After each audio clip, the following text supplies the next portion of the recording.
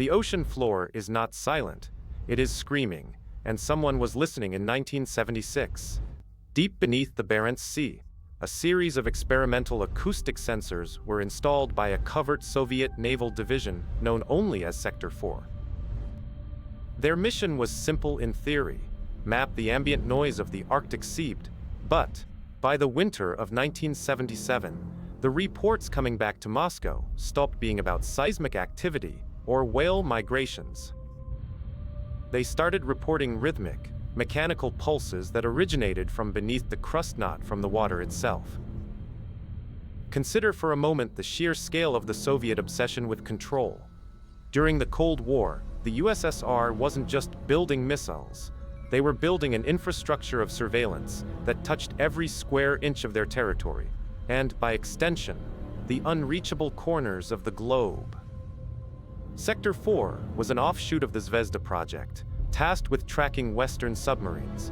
However, the data logs recovered from a redacted archive in the 90s suggest they were chasing something else. The logs describe a low-frequency vibration that seemed to follow the ships, yet remained stationary when the ship stopped. It defied the laws of oceanography.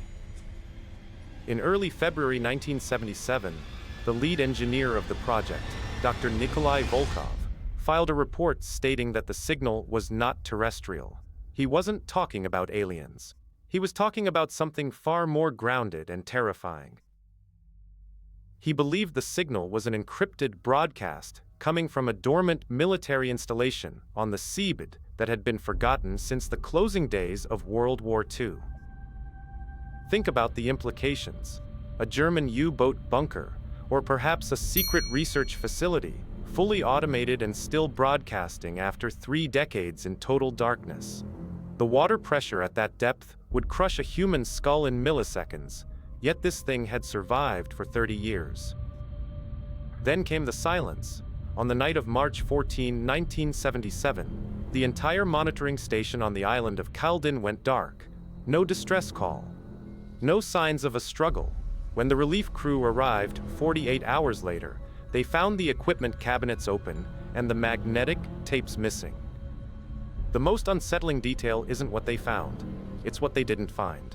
The logs were still there, but the last hour of recorded data had been physically erased using high-intensity magnets. Someone didn't just want the data hidden, they wanted it vaporized. By April, the project was officially shuttered, its archives transferred to a specialized military vault in Novosibirsk. Dr. Volkov was never heard from again. Officially, he retired to the countryside. Unofficially, his name is absent from every pension record, every death registry, and every post-1977 document in the Soviet Union.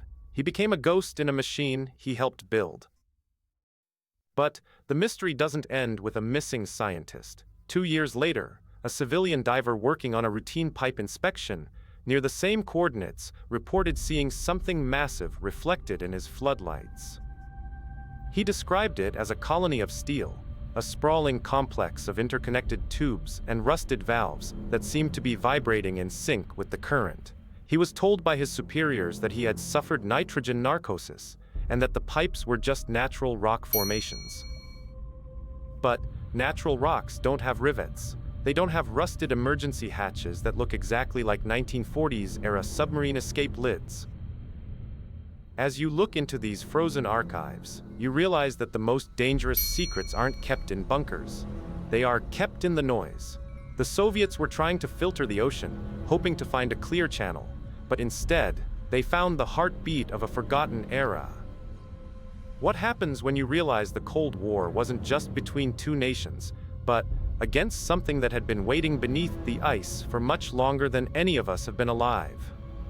The records suggest the pulsing didn't stop in 1977. It just changed frequency.